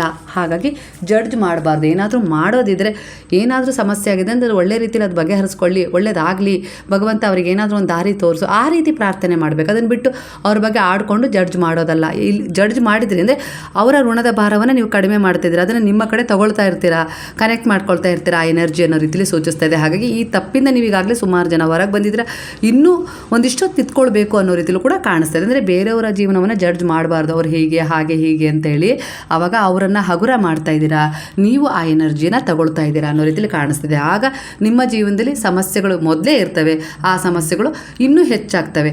ಹಾಗಾಗಿ ಅಂದರೆ ಸಮಸ್ಯೆಗಳು ಇದ್ದೇ ನಾವು ಇನ್ನೊಬ್ಬರನ್ನ ಆಡ್ಕೊಳ್ತಾ ಇದ್ದೀವಿ ಅಂದರೆ ಆ ಸಮಸ್ಯೆಗಳ ಭಾರನೂ ನಾವೇ ಅದನ್ನು ತೊಗೊಂಡು ನಮ್ಮ ಜೊತೆಗೆ ಇನ್ನೊಂದು ಸ್ವಲ್ಪ ಸೇರಿಸ್ಕೊಂಡು ಇನ್ನೊಂದಿಷ್ಟು ಭಾರ ಮಾಡ್ಕೊಳ್ತೀವಿ ಅನ್ನೋ ರೀತಿಯಲ್ಲಿ ಗುರು ಎಚ್ಚರಿಸ್ತಾ ಇದ್ದಾರೆ. ಹಾಗೆ ಬಾಬಾರವರ ಒಂದು ಉದಿಯ ಸೇವನೆ, ಉದಿಯ ಒಂದು ಧಾರಣೆ ಮಾಡ್ತಾ ಇದ್ದಾರೆ. ಇದರಿಂದ ನಿಮಗೆ ತುಂಬ ರಿಲೀಫ್ ಅನ್ನಿಸ್ತಾ ಇದೆ, ಕೆಲವೊಂದು ಸಮಸ್ಯೆಗಳಿಂದ ಹೊರಗೆ ಬರ್ತಾ ಇದ್ದಾರೆ. ಹಾಗೆ ಮತ್ತು ದೈಹಿಕ ಮತ್ತು ಆಂತರಿಕ ಒಂದಿಷ್ಟು ಮಾನಸಿಕ ವೇದನೆಗಳೇನಿದ್ದಾವೆ ಅವು ಕಡಿಮೆ ಆಗ್ತಾ ಇದ್ದಾವೆ. ಅದರ ಅನುಭವ ನಿಮಗೆ ಹೊಂದುತ್ತಾ ಇದ್ದೀರಾ ಅಂದರೆ ಖಂಡಿತ ಗುರುವು ಹೇಳಿದ್ದಾರೆ, ನನ್ನ ಉದಿಯ ಧಾರಣೆ ಮಾಡು, ಸೇವನೆ ಮಾಡು, ಅದರ ಮೂಲಕ ನಾನು ನಿನಗೆ ಕಮ್ಯುನಿಕೇಟ್ ಅಂದರೆ ಸಂಪರ್ಕಕ್ಕೆ ಬರ್ತೀನಿ, ನಿನ್ನನ್ನು ಹೀಲ್ ಮಾಡ್ತೀನಿ, ನಿನ್ನಲ್ಲಿ ಅನೇಕ ರೀತಿಯ ದೋಷಗಳಿಂದ ನಾನು ನಿನ್ನನ್ನು ಕಾಪಾಡ್ತೀನಿ, ಹಾಗೆ ಅವುಗಳನ್ನು ಹೀಲ್ ಮಾಡ್ಕೊಳ್ಳೋ ರೀತಿಲಿ ನಿನಗೊಂದು ಔಷಧೋಪಚಾರವನ್ನು ನಾನೇ ಸ್ವಯಂ ನಿನಗೆ ಮಾಡ್ತೀನಿ ಅನ್ನೋ ರೀತಿಲಿ ಭರವಸೆ ಕೊಟ್ಟಿದ್ರು. ಅದರ ಆಧಾರದ ಮೇಲೆ ಆ ನಂಬಿಕೆಗೆ ಅನುಸಾರವಾಗಿ ನೀವು ಅದನ್ನು ತಗೊಂಡಿದ್ದೀರ. ಹಾಗಾಗಿ ಇಲ್ಲಿ ನಿಮಗೆ ಯಾವ ರೀತಿ ಒಂದು ವಿಚಾರ ಬರ್ತಾ ಇದೆ ಅಂದರೆ ಇಲ್ಲಿ ಎಮೋಷನಲ್ ಮತ್ತು ಫಿಸಿಕಲ್ ಪ್ರಾಬ್ಲಮ್ಸ್ಗಳು ತುಂಬ ಕಡಿಮೆ ಆಗ್ತಾ ಇದ್ದಾವೆ ಆ ಉದಿಯ ಸೇವನೆ ಧಾರಣೆಯಿಂದ ಅನ್ನೋ ರೀತಿಲಿ ಕಾಣಿಸ್ತಿದೆ. ಇದು ವಾಸ್ತವ ಸತ್ಯ ಕೂಡ ನಿಮ್ಮ ನಂಬಿಕೆಗೆ ಅನುಸಾರವಾಗಿ. ಒಟ್ಟಾರೆಯಾಗಿ ಇಲ್ಲಿ ನೀವು ನಂಬಿದ ಗುರುವು ಹೇಳುವ ಪ್ರಕಾರ ಈ ಜನ್ಮದಲ್ಲಿ ನೀವು ಅನುಭವಿಸ್ತಾ ಇರುವ ದೇಹ, ಈ ಸಿಕ್ಕಿರುವ ದೇಹ, ಅದಕ್ಕೆ ಸಿಗ್ತಾ ಇರುವ ಬಾಧೆಗಳಾಗಿರ್ಬೋದು, ಸಂತೋಷ ಆಗಿರ್ಬೋದು, ಕುಟುಂಬ ಆಗಿರ್ಬೋದು, ಕೆಲವು ಮುಖ್ಯ ಘಟನೆಗಳು ಮತ್ತು ಕೆಲವು ಸಂಬಂಧಗಳು ಹಿಂದಿನ ಕರ್ಮಗಳ ಫಲವಾಗಿ ಬಂದಿರ್ತವೆ. ಇದನ್ನೇ ಪ್ರಾರಬ್ಧ ಕರ್ಮ ಅಂತ ಹೇಳ್ತಾರೆ ಕಂದ ಅನ್ನೋ ರೀತಿಯಲ್ಲಿ ಗುರು ಹೇಳ್ತಾರೆ. ಪ್ರಾರಬ್ಧವನ್ನು ಬದಲಾಯಿಸಲು ಪ್ರಯತ್ನಿಸೋದೇನು ಬೇಡ, ಅದನ್ನು ಸಾಕ್ಷಿಯಾಗಿ ನೋಡಿ, ಪ್ರತಿರೋಧ ಕಡಿಮೆ ಆದಷ್ಟು ಬಂಧನ ಕಡಿಮೆ ಆಗುತ್ತೆ ಅನ್ನೋ ರೀತಿಯಲ್ಲಿ ಹೇಳ್ತಾ ಇದ್ದಾರೆ ಗುರುವು. ಅಂದರೆ ಹಿಂದೆ ತಿಳಿಸಿದಂತೆ ನಿಮ್ಮ ಜೀವನದಲ್ಲಿ ಕೆಲವು ಜನರು ನಿಮ್ಮ ಬದುಕಿಗೆ ಬಂದೇ ಬರ್ತಾರೆ. ಅದು ಋಣಾನುಬಂಧದ ಪ್ರಕಾರ, ಅದು ಪೋಷಕರಾಗಿರ್ಬೋದು, ಮಕ್ಕಳಾಗಿರ್ಬೋದು, ಜೀವನ ಸಂಗಾತಿ, ಕೆಲವು ಸ್ನೇಹಿತರು, ಕೆಲವೊಮ್ಮೆ ನಿಮ್ಮನ್ನು ನೋಯಿಸುವರು. ಇವರೆಲ್ಲರ ಮೂಲಕ ಕೆಲವು ಪಾಠಗಳು ಮತ್ತು ಅನುಭವಗಳು ನಿಮಗೆ ಖಂಡಿತ ಈಗ ಸಿಗ್ತಾ ಇದ್ದಾವೆ. ಸಂಬಂಧಗಳು ಹೇಗೆ ಸೃಷ್ಟಿ ಆಗ್ತವೆ ಅಂದರೆ ಆಧ್ಯಾತ್ಮಿಕ ದೃಷ್ಟಿಯಲ್ಲಿ ಇದನ್ನು ಋಣಾನುಬಂಧ ಅಂತಲೇ ಕರೆಯೋದು. ಯಾರಿಗಾದರೂ ಪ್ರೀತಿ ಕೊಟ್ಟಿರ್ಬೋದು, ಯಾರನ್ನಾದರೂ ನೋಯಿಸಿರ್ಬೋದು, ಯಾರಿಗಾದರೂ ಸಹಾಯ ಮಾಡಿರ್ಬೋದು, ಯಾರಿಂದಲಾದರೂ ಯಾರನ್ನಾದರೂ ಪಡೆದಿರ್ಬೋದು. ಈ ಅಪೂರ್ಣ ವಿನಿಮಯಗಳು ಮತ್ತೆ ಭೇಟಿಯಾಗುವ ಪರಿಸ್ಥಿತಿಗಳನ್ನು ನಿಮ್ಮ ಜೀವನದಲ್ಲಿ ಸೃಷ್ಟಿಸ್ತವೆ. ಆದ್ದರಿಂದ ಕೆಲವರನ್ನು ನೋಡಿದ ಕೂಡಲೇ ನಿಮಗೆ ತುಂಬ ಆತ್ಮೀಯತೆ ಉಂಟಾಗುತ್ತೆ. ಅವರು ದೂರ ಇರ್ತಾರೆ ಅಂದರೆ ಅವರು ತಕ್ಷಣ ಪರಿಚಯ ಆಗಿರ್ತಾರೆ, ಆದರೆ ಅವ್ರು ಯಾವಾಗೂ ಹಿಂದೆ ನೀವು ನೋಡಿರಲ್ಲ, ಆದರೆ ಅವರು ನೋಡಿದ ತಕ್ಷಣ ಏನೋ ಒಂದು ರೀತಿಯ ಆತ್ಮೀಯತೆ ನಿಮ್ಮಲ್ಲಿ ಮೂಡ್ತದೆ. ಹಾಗೆ ಕಾರಣವಿಲ್ಲದೆ ಕೆಲವರನ್ನು ನೋಡಿದಾಗ ವಿರೋಧ ವ್ಯಕ್ತಪಡಿಸೋದು, ಅವರನ್ನು ಮೊದಲೇ ಬಾರಿ ನೋಡಿರ್ತಾರೆ, ಆದರೂ ಕೂಡ ಅವರ ಹಾವಭಾವ ನಡವಳಿಕೆ ನೋಡಿದ ತಕ್ಷಣ ನಿಮಗೆ ವಿಚಿತ್ರ ಅನಿಸುತ್ತೆ. ಅವರನ್ನು ನೋಡಬಾರ್ದು, ಕಣ್ಣೆತ್ತಿ ನೋಡಬಾರ್ದು, ಮನುಷ್ಯ ಸರಿ ಇಲ್ಲ ಅಂತೇಳಿ ನಿಮಗೆ ಅನಿಸ್ತಾ ಇರುತ್ತೆ ಒಳಗಿಂದ. ಅಂದರೆ ಖಂಡಿತ ಅದು ಕೂಡ ಒಂದು ಋಣಾನುಬಂಧವನ್ನೇ ತೋರಿಸ್ತದೆ. ಇದಕ್ಕೆ ಕಾರಣ ಋಣಾನುಬಂಧವೇ ಆಗಿರುತ್ತೆ ಅನ್ನೋ ರೀತಿಯಲ್ಲಿ ಬರ್ತದೆ. ಹಾಗೆ ಸಂಬಂಧಗಳನ್ನು ಬಿಡಬೇಕು ಅಂತ ಏನಿಲ್ಲ, ಆದರೆ ಅವುಗಳಲ್ಲಿ ಅಂಟಿಕೊಳ್ಳೋದನ್ನು ಬಿಡಬೇಕು ಅನ್ನೋ ರೀತಿಯಲ್ಲಿ ಗುರು ಹೇಳ್ತಿದ್ದಾರೆ. ಅಂದರೆ ಕೆಲವೊಂದು ಸಾರಿ ಆ ಋಣಾನುಬಂಧಗಳಲ್ಲೇ ನೀವು ಇದ್ದೀರಾ ಅಂದರೆ ಅವುಗಳನ್ನು ಸರಿಪಡಿಸ್ಬೋದು ನಿಮ್ಮ ಪ್ರಾರ್ಥನೆಯ ಮೂಲಕ, ನಿಮ್ಮ ಒಂದು ಒಳ್ಳೆಯ ಪರಿವರ್ತನೆಯ ಒಂದು ಒಳ್ಳೆಯ ಉದ್ದೇಶದ ಕರ್ಮಗಳ ಮೂಲಕ. ಅದು ಆದರೆ ಏನು ಅವರು ಉದ್ದೇಶ ಇಟ್ಕೊಂಡು ಬಂದಿರ್ತಾರಲ್ಲ, ಆ ಉದ್ದೇಶವನ್ನು ನೀವೀಗ ಯಾವ ರೀತಿ ಇರ್ತೀರಾ ಅನ್ನೋದ್ರ ಮೇಲೆ ಅವರು ತಮ್ಮ ಉದ್ದೇಶವನ್ನೇ ಬದಲಾಯಿಸ್ಕೊಳ್ಬೇಕು. ಆ ರೀತಿ ನೀವು ಪರಿವರ್ತನೆಯನ್ನು ತರ್ಬೋದು. ಬದಲಾವಣೆ ಮಾಡ್ಕೊಳ್ಳೋಕ್ಕಾಗೋದೇ ಇಲ್ಲ ಅಂತ ಏನಿಲ್ಲ, ಅಸಂಭವ ಅನ್ನೋದೇನೂ ಇಲ್ಲ. ಅದು ನಿಮ್ಮ ನಿರ್ಧಾರದ ಮೇಲೆ, ನಡವಳಿಕೆಯ ಮೇಲೆ, ನಿಮ್ಮ ಒಂದು ವಿನಮ್ರ ಭಾವದ ಮೇಲೆ ನಿಂತಿರುತ್ತೆ. ಅಂದರೆ ಸಮಯಕ್ಕೆ ಅನುಗುಣವಾಗಿ ನೀವು ಹೇಗೆ ಇರಬೇಕು ಅವ್ರ ಜೊತೆ ಅನ್ನೋದನ್ನು ನೀವು ಕಲ್ತಿರಬೇಕು. ತುಂಬ ಅಂಟಿಕೊಳ್ಳುವ ಸ್ವಭಾವವನ್ನು ಸ್ವಲ್ಪ ಬಿಡಬೇಕು ಅನ್ನೋ ರೀತಿಯಲ್ಲಿ ಬರ್ತದೆ. ಅಂದರೆ ಪ್ರೀತಿಸಿ ಎಲ್ಲರನ್ನು, ಆದರೆ ನಿಮ್ಮ ಸ್ವಾಭಿಮಾನವನ್ನಾಗಿರ್ಬೋದು, ನಿಮ್ಮ ತನವನ್ನಾಗಿರ್ಬೋದು ಕಳೆದುಕೊಳ್ಳುವಷ್ಟು ನೀವು ಅವರಲ್ಲಿ ಕಳೆದು ಹೋಗಬೇಡಿ ಅನ್ನೋ ರೀತಿಲಿ. ಹಾಗೆ ಕರ್ತವ್ಯ ಮಾಡಿ, ಜವಾಬ್ದಾರಿಗಳನ್ನು ನಿರ್ವಹಿಸಿ, ನಿಮ್ಮ ಒಂದು ಏನು ಜವಾಬ್ದಾರಿ ಇದೆಯೋ ಅದನ್ನು ನಿರ್ವಹಿಸಿ. ಆದರೆ ಫಲದ ನಿರೀಕ್ಷೆಯನ್ನು ಇಟ್ಕೋಬೇಡಿ. ಅಂದರೆ ಅವರಿಂದ ಕೂಡ ನನಗೇನಾದರೂ ಸಿಗಬೇಕು ಅನ್ನುವ ನಿರೀಕ್ಷೆ ಮಾಡಬೇಡಿ ಅನ್ನೋ ರೀತಿಲಿ ಗುರು ಹೇಳ್ತಿದ್ರೆ. ಹಾಗೆ ಕೆಲವರನ್ನು ಕ್ಷಮಿಸಿ, ಆದರೆ ನೋವನ್ನು ಹಿಡ್ಕೊಳ್ಬೇಡಿ. ಅಂದರೆ ಅವರು ನಿಮ್ಗೇನೋ ಒಂದು ತುಂಬ ನೋವು ಕೊಟ್ಟಿರ್ತಾರೆ ಅಂದರೆ ಅದನ್ನು ಕ್ಷಮಿಸಿ ಆ ಎನರ್ಜಿನಲ್ಲಿ ಕಳ್ಕೋಬೇಕು, ರಿಮೂವ್ ಮಾಡ್ಕೊಳ್ಬೇಕು. ಅದನ್ನು ಹಿಡ್ಕೋಬೇಡಿ, ಯೋಚಿಸಬೇಡಿ. ಯಾಕಂದರೆ ಅದೇ ಮತ್ತೆ ನಿಮಗೆ ಮುಂದಿನ ಜನ್ಮದವರೆಗೂ ಕೂಡ ಅದು ನಿಮ್ಮ ಜೊತೆ ಸಾಗುವ ಒಂದು ಸಾಧ್ಯತೆ ಹೆಚ್ಚಿರುತ್ತೆ. ಹಾಗಾಗಿ ಅಲ್ಲಲ್ಲೇ ಅದನ್ನು ಎಂಡ್ ಮಾಡ್ತಾನೆ ನೀವು ಹೋಗಬೇಕು ಅನ್ನೋ ರೀತಿಲಿ ಗುರು ಹೇಳ್ತಿದ್ದಾರೆ. ಸೇವೆ ಮಾಡಿ, ಆದರೆ ಪ್ರತಿಫಲ ಮತ್ತು ಯಾರಿಂದನೂ ಕೇಳಬೇಡಿ. ಅಂದರೆ ನಾನು ಸೇವೆ ಮಾಡ್ತಾ ಇದ್ದೀನಿ, ನನಗೇನಾದರೂ ಅದರಿಂದ ಸಿಗುತ್ತಾ ಅನ್ನೋ ರೀತಿಲಿ ಲಾಭದ ದೃಷ್ಟಿಯಿಂದ ನೋಡಬೇಡಿ. ಅಂದರೆ ಈ ರೀತಿ ನೀವು ಇರೋದ್ರಿಂದ ಅರ್ಥ ಆಯಿತು ಅಂತ ಹೇಳಿ ಅಂದ್ಕೊಳ್ತೀನಿ. ಈ ರೀತಿ ಇರೋದ್ರಿಂದ ಅದು ನಿಮ್ಮ ಸುತ್ತಮುತ್ತ ಜನರಿಂದ ಆಗಿರ್ಬೋದು, ಕೆಲವು ಸಂಬಂಧಗಳಿಂದ ಆಗಿರ್ಬೋದು, ನಿಮ್ಮವರೇ ಒಂದಿಷ್ಟು ಕುಟುಂಬದ ವ್ಯಕ್ತಿಗಳಿಂದ ಆಗಿರ್ಬೋದು, ಈ ರೀತಿಯಾಗಿ ನೀವು ವ್ಯವಹರಿಸಬೇಕು. ಆಗ ಕರ್ಮದ ಹೊಸ ಸರಪಳಿಗಳು ಚೈನ್ ಸೃಷ್ಟಿ ಆಗೋದಿಲ್ಲ ಅನ್ನೋದಿಲ್ಲಿ ಗುರು ಹೇಳ್ತಿದ್ದಾರೆ. ಅಂದರೆ ಋಣವನ್ನು ಹೇಗೆ ತೀರಿಸಬೇಕು ಅನ್ನೋದಾದರೆ, ಋಣ ತೀರಿಸುವುದು ಅಂದರೆ ಹಣ ಕೊಡುವುದಷ್ಟೇ ಅಲ್ಲ, ಆಧ್ಯಾತ್ಮಿಕವಾಗಿ ಅದಕ್ಕೆ ಯಾವ ರೀತಿ ಕನೆಕ್ಟ್ ಆಗಬೇಕು ಅಂದರೆ ಒಂದು ಕೃತಜ್ಞತೆಯನ್ನು ವ್ಯಕ್ತಪಡಿಸೋದು. ಯಾರ ಹತ್ರನಾದರೂ ಏನಾದರೂ ಸಹಾಯ ತಗೊಂಡಿದ್ದೀರಾ, ಈ ಬ್ರಹ್ಮಾಂಡದಿಂದನೇ, ಆ ಭಗವಂತನಿಂದನೇ ನಿಮಗೆ ಏನಾದರೂ ಸಹಾಯ ಸಿಗ್ತಾ ಇದೆ ಅಂದರೆ ಒಂದು ಕೃತಜ್ಞತೆಯನ್ನು ತಕ್ಷಣವೇ ನೀವು ಸಲ್ಲಿಸಬೇಕು. ಅದೇ ಮತ್ತು ಕ್ಷಮೆ ಕೇಳೋದು ಅಥವಾ ಕ್ಷಮಿಸೋದು ಆಗಿರ್ಬೋದು. ಯಾರ ಹತ್ರನಾದರೂ ನೀವು ಏನಾದರೂ ತಪ್ಪಾಗಿದೆ, ನಿಮ್ಮಿಂದ ಯಾರಿಗೂ ತುಂಬ ನೋವು ಕೊಟ್ಟು ಬಿಟ್ಟಿದ್ದೀರಾ ಅಂದರೆ, ನಾನು ಕೊಟ್ಟಿದ್ದೇ ಸರಿ, ನಾನು ಮಾಡಿದ್ದೇ ಸರಿ ಅನ್ನೋದಕ್ಕಿಂತ ಅದು ತಪ್ಪು ಅಂತೇಳಿ ನಿಮ್ಮ ಅಂತರಾತ್ಮಕ್ಕೆ ಗೊತ್ತಿರಬೇಕಾದ್ರೆ ನೀವೊಂದು ಕ್ಷಮೆ ಕೇಳಿದ್ರೆ ಅದು ತಪ್ಪಿಲ್ಲ. ಆಗ ಆ ಒಂದು ಎನರ್ಜಿಯಲ್ಲಿ ರಿಮೂವ್ ಆಗುತ್ತೆ. ನೀವು ಕೇಳಿದ ತಕ್ಷಣ ಅವ್ರಿಗೆ ತುಂಬ ನೋವಾಗಿದ್ರೂ ಕೂಡ ಎಲ್ಲೋ ಒಂದು ರೀತಿಯಲ್ಲಿ ತಪ್ಪಾಯಿತು ಅಂತೇಳಿ ಕೇಳಿಬಿಟ್ರು ಅನ್ನೋ ರೀತಿಯಲ್ಲಿ ಅವರು ಕೂಡ ಅದರಿಂದ ಹೊರಗೆ ಬರ್ತಾರೆ. ಆಗ ಅದು ಮತ್ತೆ ಋಣದ ರೂಪದಲ್ಲಿ ಬೆಳೆಯೋದಿಲ್ಲ ಅನ್ನೋ ರೀತಿಯಲ್ಲಿ ಬರ್ತಾ ಇದೆ ವಿಚಾರ. ಹಾಗೆ ಕ್ಷಮಿಸೋದು ಅಷ್ಟೇ. ನಿಮಗೂ ಕೂಡ ಯಾರೋ ಆ ರೀತಿ ಮಾಡಿರ್ತಾರೆ ಅಂದರೆ ನೀವು ಅದನ್ನೇ ಒಂದು ದ್ವೇಷದ ಮೂಲಕ ಸಾಧಿಸ್ತಾ ಹೋಗೋದ್ರಿಂದ ಅದು ಮುಂದಿನ ಜನ್ಮಕ್ಕೂ ಕೂಡ ಕಂಟಿನ್ಯೂ ಆಗುತ್ತೆ. ಅದನ್ನೇ ನೀವು ಇಲ್ಲಿ ಯಾವುದೋ ರೂಪದಲ್ಲಿ ಅತ್ತೆ ಮಾವ ಇನ್ಯಾವುದೋ ರೀತಿಯಲ್ಲಿ ನೀವು ಅದು ಸೇಡನ್ನು ತೀರಿಸ್ಕೊಳ್ತಾ ಬರ್ತೀರಾ. ಹಾಗಾಗಿ ಅದು ಇಲ್ಲೇ ಮುಗಿಬೇಕು ಅಂದರೆ ಆ ಒಂದು ಚೈನ್, ಆ ಸರಪಳಿಯಿಂದ ನೀವು ಇಲ್ಲೇ ಹೊರಗೆ ಬರಬೇಕು ಅಂದರೆ ಕ್ಷಮಿಸ್ಬಿಡ್ಬೇಕು. ಅದು ನಡೆದಿರತ್ತ ಘಟನೆ ಆಗಿರುತ್ತೆ, ಭಗವಂತನ ಇಚ್ಛೆ ಇಲ್ಲದೆ ಏನೂ ನಡೆಯೋದಿಲ್ಲ ಅಂಥೇಳಿ ನೀವು ನಂಬಿಕೆ ಇಟ್ಟೋರೇ ಆಗಿದ್ರೆ ಅದನ್ನು ಕ್ಷಮಿಸಿ ನೀವು ಮುಂದೆ ಹೋಗಲೇಬೇಕು ಅನ್ನೋ ರೀತಿಯಲ್ಲಿ ಗುರು ಹೇಳ್ತಿದ್ರೆ ಅದನ್ನು ಇಲ್ಲೇ ಕಳೆದು ಬಿಡಿ. ಅಂದರೆ ಇಲ್ಲಿ ಏನು ನಡಿಬೇಕು, ಏನು ನಡಿಬಾರ್ದು ಎಲ್ಲ ನನ್ನ ನಿರ್ಣಯದ ಪ್ರಕಾರನೇ ನಡೀತಾ ಇರುತ್ತೆ, ಅದಕ್ಕೆ ನೀನೇನು ಹೊಣೆ ಅಲ್ಲ ಅನ್ನೋ ರೀತಿಯಲ್ಲಿ ಗುರು ಹೇಳ್ತಿದ್ದಾರೆ. ಆದರೆ ಖಂಡಿತ ಅದು ನಿನಗೇನೋ ಕಲಿಸುತ್ತೆ. ನಿನ್ನ ವ್ಯಕ್ತಿತ್ವ ಹೇಗಿರಬೇಕು, ನಿನ್ನ ಸುಂದರ ಭವಿಷ್ಯವನ್ನು ರೂಪಿಸ್ಕೊಳ್ಬೇಕು ಅಂತೇಳಿ ಕನಸು ಕಾಣ್ತಿದ್ದಿಲ್ಲ, ಅದಕ್ಕೆ ಅದು ಒಂದು ಅಡಿಪಾಯ ಆಗಿರುತ್ತೆ, ಒಂದು ದಾರಿ ಆಗಿರುತ್ತೆ ಅನ್ನೋ ರೀತಿಯಲ್ಲಿ ಗುರು ಹೇಳ್ತಿದ್ದಾರೆ. ಅದರ ಆಧಾರದ ಮೇಲೆ ನೀನು ಒಂದಿಷ್ಟು ಒಳ್ಳೆಯ ಪರಿವರ್ತನೆಗಳನ್ನು ತಗೊಳ್ಳೋಕೆ ಸಾಧ್ಯ. ಹಾಗಾಗಿ ಆ ರೀತಿಯ ಘಟನೆಗಳು ನಿನ್ನ ಜೀವನದಲ್ಲಿ ನಡೀತವೆ. ಅಂದರೆ ನಿಮ್ಮ ವ್ಯಕ್ತಿತ್ವ ಏನು ಅಂತೇಳಿ ನಿಮಗೆ ತೋರಿಸ್ತದೆ. ಹಾಗಾಗಿ ಕೆಲವರು ವಿಚಾರದಲ್ಲಿ ದ್ವೇಷ ಇದೆ, ಅವ್ರು ನಿಮ್ಮನ್ನು ದ್ವೇಷ ಮಾಡ್ತಾ ಇರ್ಬೋದು, ನೀವು ಬಿಟ್ಬಿಡಿ ಆ ದ್ವೇಷವನ್ನು. ನೀವು ಯಾವುದೇ ರೀತಿ ದ್ವೇಷ ಮಾಡೋದು ಬೇಡ, ಅವ್ರು ಮಾಡ್ಕೊಂಡು ಹೋಗಲಿ. ಅವಾಗ ಏನಾಗುತ್ತೆ ಅಂದರೆ ಅವರೇ ಆ ಎನರ್ಜಿಯನ್ನು ಕೊಡ್ತಾ ಇರ್ತಾರೆ, ಮತ್ತು ಅದು ಯಾರ ಹತ್ರನೂ ತೊಗೊಳಕ್ಕಾಗದೆ ಅವ್ರ ಹತ್ರನೇ ಹೋಗ್ತಾ ಇರುತ್ತೆ. ಯಾಕಂದರೆ ನೀವು ಅವ್ರ ಮೇಲೆ ಯಾವುದೇ ರೀತಿ ದ್ವೇಷ ಇಟ್ಕೊಂಡಿಲ್ಲ. ದ್ವೇಷ ಇಟ್ಕೊಂಡ್ರೆ ಮಾತ್ರ ಆ ಎನರ್ಜಿ ನಿಮಗೆ ಪಾಸ್ ಆಗುತ್ತೆ, ಇಲ್ಲ ಅಂದರೆ ಪಾಸ್ ಆಗೋದಿಲ್ಲ ಅನ್ನೋ ರೀತಿಯಲ್ಲಿ ಬರ್ತದೆ. ಹಾಗಾಗಿ ಪ್ರೀತಿಯಿಂದ ವರ್ತಿಸಿ. ಅದು ಪ್ರಾಣಿ ಪಕ್ಷಿ ಹಾಗೆ ಪ್ರಕೃತಿ ಹಾಗೆ ನಿಮಗೆ ಯಾರೋ ಒಂದಿಷ್ಟು ನೋವು ದುಃಖ ಕೊಟ್ಟರೂ ಪರವಾಗಿಲ್ಲ, ನಿಮ್ಮ ಪ್ರೀತಿ ಅವರಿಗೋಸ್ಕರ ಏನಿದೆಯಲ್ಲ, ಒಂದು ನೋಟದಲ್ಲೇ ಆಗಿರ್ಬೋದು, ಯಾವುದೇ ರೀತಿಯಲ್ಲಿ ಆಗಿರ್ಬೋದು, ಒಂದು ವ್ಯವಹಾರದ ಮೂಲಕ ವರ್ತನೆಯ ಮೂಲಕ ಅವ್ರಿಗೆ ಏನು ಸೇವೆ ಮಾಡಬೇಕು. ಇಲ್ಲ ನಿಮ್ಮ ಅತ್ತೆ ನಿಮಗೆ ತುಂಬ ಟಾರ್ಚರ್ ಕೊಟ್ಟಿದ್ರು, ಈಗ ಅವ್ರಿಗೆ ತುಂಬ ವಯಸ್ಸಾಗಿ ಹಾಸಿಗೆ ಹಿಡಿದ್ಬಿಟ್ಟಿದ್ದಾರೆ, ನನಗೆ ಹಾಗೆಲ್ಲ ಮಾಡಿದ್ರು ಆವಾಗ ನಮ್ಮ ಅತ್ತೆ ಮದುವೆ ಆಗಿ ಬಂದಾಗ, ಅವ್ರಿಗೆ ನಾನೀಗ ನೋಡು ಹಾಸಿಗೆಯಲ್ಲಿ ಹಿಡಿದು ಬಿಟ್ಟಿದ್ದಾರೆ, ಅವ್ರಿಗೆ ನನಗೆ ಯಾವ ರೀತಿ ನೋಡ್ಕೊಳ್ತೀನಿ ನೋಡು ಅನ್ನೋ ರೀತಿಲಿ ಹಾಗೆ ಹೀಗೆ ಅಂತೇಳಿ ಮಾತಾಡಬಾರ್ದು. ನಾನು ಅವ್ರನ್ನ ನೋಡ್ಕೊಳ್ಳೋದೇ ಇಲ್ಲ ಅಂದರೆ ಅವ್ರ ಕಡೆ ತಿರುಗೂ ನೋಡೋದಿಲ್ಲ, ನನಗೂ ಅದಕ್ಕೂ ಸಂಬಂಧ ಇಲ್ಲ ಅನ್ನೋ ರೀತಿಲಿ ವರ್ತನೆ ಮಾಡಬಾರ್ದು. ಯಾಕಂದರೆ ಮತ್ತೆ ಅದೊಂದು ಋಣಾನುಬಂಧವಾಗಿ ವ್ಯಕ್ತವಾಗುತ್ತೆ. ಕ್ಷಮಿಸ್ಬಿಡ್ಬೇಕು. ಕ್ಷಮಿಸಿ ನಮ್ಗೆ ಅಲ್ಲಿ ಏನು ಮಾಡೋಕ್ಕೆ ಸಾಧ್ಯ ಆಗುತ್ತೋ ಅದನ್ನು ಮಾಡಿ ಆ ಋಣವನ್ನು ಅಲ್ಲೇ ಕಳ್ಕೊಳ್ಬೇಕು. ಇಲ್ಲ ಅಂದರೆ ಅವ್ರ ಮನಸ್ಸಲ್ಲಿ ನಿಮ್ಮ ಬಗ್ಗೆ ಯಾವುದೋ ಒಂದು ರೀತಿಲಿ ನಾನೇನೋ ಮಾಡಿದೆ ಅಂತೇಳಿ ಇವರು ಅದನ್ನೇ ಮಾಡ್ತಾಯಿದ್ದಲ್ಲ, ನನ್ನ ಮೇಲೆ ದ್ವೇಷ ಸೇರಿಸ್ಕೊಂಡ್ಬಿಟ್ರಲ್ಲ ಅನ್ನೋ ರೀತಿಲಿ ಅವರು ಒಂದು ರೀತಿಲಿ ನೊಂದು ಪ್ರಾಣ ಬಿಡಬಾರ್ದು. ಅದು ಅವಾಗ ಮತ್ತೊಂದು ಋಣ ಕನೆಕ್ಟ್ ಆಗುತ್ತೆ. ಅದು ಮಗುವಾಗೋ ಇಲ್ಲ ಯಾವುದೋ ರೀತಿಲಿ ಒಂದು ನಿಮ್ಮದೇ ಆದ ಒಂದು ಸಂಬಂಧ ಆಗಿ ಅನ್ನೋ ರೀತಿಲಿ ಬರ್ತಿದೆ. ಋಣದ ವಿಚಾರ ಇಲ್ಲಿ ಬಂದಿದೆ ಅಂದರೆ ಅದು ತುಂಬ ಆಳವಾಗಿದೆ, ಅದನ್ನು ತಿಳ್ಕೊಳ್ಳೋದು ತುಂಬ ಕಷ್ಟ. ಆದರೆ ಮೇಲ್ಮುಖವಾಗಿ ನಾವು ತಿಳ್ಕೊಳ್ಳೋದಾದರೆ ಯಾರನ್ನು ದ್ವೇಷಿಸಬಾರ್ದಪ್ಪ. ನಿಮ್ಮ ಶತ್ರುಗಳೇ ಆಗಿರ್ಬೋದು, ನಿಮ್ಮ ಬಗ್ಗೆ ಯಾವೆಲ್ಲ ರೀತಿಯಲ್ಲಿ ಒಂದಿಷ್ಟು ತೊಂದರೆಗಳನ್ನು ಕೊಡ್ತಾ ಇದ್ದಾರೋ, ಹಾಗೆ ಕೆಲವೊಂದಿಷ್ಟು ಬ್ಲಾಕ್ ಮ್ಯಾಜಿಕ್ ಏನೇ ಮಾಡ್ತಾ ಇದ್ದಾರೆ ಅದು ನಿಮಗೆ ಗೊತ್ತಾಗ್ತಾ ಇದೆ. ಹಾಗಂತ ಆ ಎನರ್ಜಿನ ನೀವು ತೊಗೊಂಡಾಗ ಮಾತ್ರ ಆ ಎನರ್ಜಿ ನಿಮಗೆ ಪಾಸ್ ಆಗುತ್ತೆ. ಇಲ್ಲ ಅದಕ್ಕೂ ನನಗೂ ಸಂಬಂಧ ಇಲ್ಲ ಅಂದಾಗ ಖಂಡಿತ ಅದು ನಿಮ್ಗೆ ಪಾಸ್ ಆಗೋದಿಲ್ಲ ಅಲ್ವಾ. ಹಾಗಾಗಿ ಯಾರಾದರೂ ಏನಾದರೂ ಒಂದು ಸಹಾಯ ಮಾಡಿದರು ಅಂತ ಅಂದರೆ, ಇಲ್ಲ ಏನೋ ಒಂದು ನಮಗೆ ಸಿಕ್ಕಿದೆಯೋ, ಇಲ್ಲ ನಮಗೆ ಏನಾದರೂ ನೋಸಿ ಯಾವುದೇ ಒಂದು ವಿಚಾರ ಆಗಿರ್ಬೋದು, ಇವೆಲ್ಲವೂ ಕೂಡ ಒಂದು ಹಣದ ರೂಪದಲ್ಲಿ ನಾವು ಒಂದು ಋಣಮುಕ್ತಿಯ ಮಾರ್ಗಗಳನ್ನು ಕಂಡ್ಕೊಳ್ಳೋಕ್ಕಾಗೋದಿಲ್ಲ.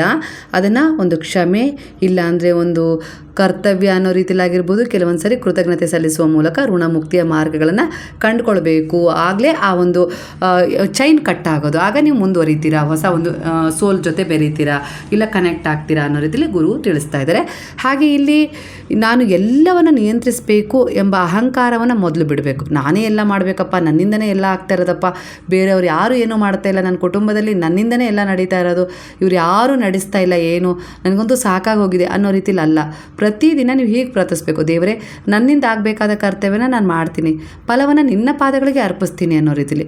ಇದು ಶರಣಾಗತಿಯ ಆರಂಭ ಆಗಿರುತ್ತೆ. ಯಾಕಂದರೆ ಕೆಲವೊಂದು ಸರಿ ನಾನು ಅದನ್ನು ನಿಭಾಯಿಸ್ತೀನಿ ಅನ್ನೋ ರೀತಿಲಿ ನೀವೇ ಆ ಋಣವನ್ನು ಹೊತ್ಕೊಂಡು ಬಂದಿರ್ತೀರಿ. ಇಲ್ಲ ಅಂದರೆ ಅನಿವಾರ್ಯವಾಗಿ ಆ ಋಣಕ್ಕೆ ನೀವು ಬಾಧಕರಾಗಿರ್ತೀರಿ. ಹೇಗೆ ಅಂದರೆ ಅದು ನೀವು ನಿರ್ವಹಿಸಲೇಬೇಕು. ಅದು ಹಿಂದಿನ ಜನ್ಮದ ಒಂದು ಪ್ಯಾಟರ್ನ್ ಆಗಿರೋದು. ಅದನ್ನು ಅಲ್ಲಿ ಮುಗಿಸೋದೇ ಎಂಡ್ ಮಾಡಿಕೊಂಡಿರ್ತೀರ, ಇಲ್ಲಿ ಅದನ್ನು ಪೂರ್ಣಗೊಳಿಸ್ಕೊಳ್ಳುವ ಒಂದು ಸಿದ್ಧತೆ ಎದುರಾಗಿರುತ್ತೆ. ಹಾಗಾಗಿ ಅನಿವಾರ್ಯವಾಗಾದರೂ ನೀವು ಆ ಕರ್ತವ್ಯಗಳನ್ನು ನಿರ್ವಹಿಸಲೇಬೇಕು ಅನ್ನೋ ರೀತಿಯಲ್ಲಿ ಒಂದು ಪಾಠ ಎದುರಿಗಿರುತ್ತೆ ಅಷ್ಟೇ. ಈಗ ನೀವು ಗುರುವಿನ ಶರಣದಲ್ಲಿ ಶರಣಾಗಿದ್ರೆ, ಆಧ್ಯಾತ್ಮಿಕ ಮಾರ್ಗದಲ್ಲಿ ನಿಮ್ಮನ್ನು ತಗೊಂಡೋಗಿದ್ರೆ, ಇಲ್ಲಿ ನಿಮಗೆ ಏಕಾಂತದ ಭಾವನೆ ಉಂಟಾಗ್ತದೆ. ಹಳೆಯ ಸಂಬಂಧಗಳು ದೂರವಾಗ್ತಾ ಇರ್ಬೋದು. ಅಂದರೆ ಹಿಂದೆಲ್ಲ ಯಾವ ಸಂಬಂಧಗಳು ನನಗೆ ಬೇಕು ಅನ್ನೋ ರೀತಿಯಲ್ಲಿ ಮಾತುಕತೆಗೆ ಇಟ್ಕೊಂಡಿದ್ರೆ ಆ ಸಂಬಂಧಗಳನ್ನು ನೀವೇ ದೂರ ಮಾಡ್ತಾ ಇರ್ಬೋದು. ಅಂದರೆ ಅದು ವ್ಯರ್ಥ ಅನ್ನೋ ರೀತಿಯಲ್ಲಿ ನಿಮಗೆ ಅನಿಸಿರ್ಬೋದು. ಎಷ್ಟು ಬೇಕಷ್ಟು ಅದನ್ನು ಉಪಯೋಗಿಸ್ಕೊಳ್ತಾ ಇದ್ದೀರಾ ಆ ಸಂಬಂಧಗಳನ್ನು, ಈ ರೀತಿ ಕಾಣಿಸ್ತದೆ ಕೆಲವರ ಎನರ್ಜಿ ಪ್ರಕಾರ. ಹಾಗೆ ಭಾವನಾತ್ಮಕವಾಗಿ ಕೆಲವು ಪರೀಕ್ಷೆಗಳನ್ನು ನೀವು ಎದುರಿಸ್ತಾ ಇದ್ದೀರಾ. ಅದು ನಿಮ್ಮ ಮತ್ತು ಭಗವಂತನ ನಡುವೆ ಇರುವ ಒಂದು ವಿಚಾರಗಳ ತಾಳದಲ್ಲಿ ಬರ್ತಾ ಇದೆ ಅನ್ನೋ ರೀತಿಯಲ್ಲಿ ಕಾಣಿಸ್ತದೆ. ಹಾಗೆ ಇಲ್ಲಿ ನಿಮಗೆ ತಾಳ್ಮೆಯ ಪರೀಕ್ಷೆ ಕೂಡ ಹೆಚ್ಚಾಗಿ ಕಾಣಿಸ್ತದೆ. ಹಾಗೆ ಅಹಂಕಾರ, ಅಹಂ ಅನ್ನೋದು, ನಾನು ಅನ್ನೋದು ನಿಮ್ಮಿಂದ ಕರಗ್ತಾ ಇದೆ ಅನ್ನೋ ರೀತಿಯಲ್ಲಿ ಕಾಣಿಸ್ತದೆ. ಕರ್ಮದ ಉದ್ದೇಶಗಳು ಯಾವ ರೀತಿ ಬದಲಾಗ್ತಾ ಇದ್ದಾವೆ ಅಂದರೆ, ಇಲ್ಲಿ ನಿಮಗೆ ಒಂದು ನಾಯಕತ್ವದ ಗುಣ ಸಿಗ್ತಾ ಇದೆ. ಅಂದರೆ ನಾನೇ ಏನಾದರೂ ಮಾಡಬೇಕು, ಕಂಡುಕೊಳ್ಬೇಕು, ಒಂದು ವ್ಯಾಪಾರ ಮಾಡಬೇಕು, ಒಂದು ಅಭಿವೃದ್ಧಿಯನ್ನು ಪಡ್ಕೊಳ್ಬೇಕು ಅನ್ನೋ ರೀತಿಯಲ್ಲಿ ನಿಮಗೂ ಈಗ ಒಂದು ಹೊಸ ಚೈತನ್ಯ ಬಂದಿದೆ, ಗುರುವಿನ ಶರಣದಲ್ಲಿ ಬಂದಿದೆ. ಅಂದರೆ ಧೈರ್ಯ, ಆತ್ಮವಿಶ್ವಾಸ, ಹೊಸ ಕೆಲಸಗಳಲ್ಲಿ ನಿಮಗೊಂದು ಮುಂದೆ ಹೋಗಬೇಕು ಅನ್ನೋ ಪರಿವರ್ತನೆ ಸಿಗ್ತದೆ. ಒಟ್ಟಾರೆಗೆ ಈಗ ಬೇರೆ ಯಾವುದೇ ರೀತಿ ಒಂದು ನೆಗೆಟಿವ್ ವಿಚಾರಗಳ ಬಗ್ಗೆ ಯೋಚಿಸುವಷ್ಟು ಸಮಯ ಇಲ್ಲ. ಈಗ ನಾನೇನಾದರೂ ಮಾಡಬೇಕು, ಅರ್ಥಪೂರ್ಣವಾಗಿ ನನ್ನ ಜೀವನವನ್ನು ಕಳಿಬೇಕು, ಒಂದು ಮಾದರಿಯಾಗಿರಬೇಕು ಅನ್ನೋ ರೀತಿಯಲ್ಲಿ ನೀವು ಈಗ ಒಂದು ಹುಡುಕಾಟ ನಡೆಸ್ತಾ ಇದ್ದರೆ ಗುರುವಿನ ಆಶೀರ್ವಾದ ಇದೆ ಅನ್ನೋ ರೀತಿಯಲ್ಲಿ ಬರ್ತದೆ. ಹಾಗಾಗಿ ಇದು ನಿಮ್ಮ ಜೀವನದಲ್ಲಿ ಪರಿವರ್ತನೆಯ ಮೂಲಕ ಬಂದಿರೋದು. ಹಾಗೆ ಇಲ್ಲಿ ಸರ್ಕಾರಿ ಕೆಲಸ ಬಯಸ್ತಾ ಇದ್ದರೆ ಅದಕ್ಕೋಸ್ಕರ ಒಂದು ಪ್ರಾರ್ಥನೆಯನ್ನು ಇಟ್ಟಿದ್ರೆ ಅದು ರಕ್ಷಣಾ ಇಲಾಖೆ ಅನ್ನೋ ರೀತಿಯಲ್ಲಿ ಕಾಣಿಸ್ತಾ ಇದೆ. ಅಂದರೆ ಪೊಲೀಸ್ ಕೆಲಸ ಆಗಿರ್ಬೋದು ಅನ್ನೋ ರೀತಿಯಲ್ಲಿ ಕಾಣಿಸ್ತದೆ. ಹಾಗೆ ಕ್ರೀಡೆ, ಹಾಗೆ ಉದ್ಯಮದಲ್ಲಿ ಕಾಣಿಸ್ತದೆ. ಖಂಡಿತ ನೀವು ಇದರಲ್ಲಿ ಮುಂದುವರಿಬೋದು.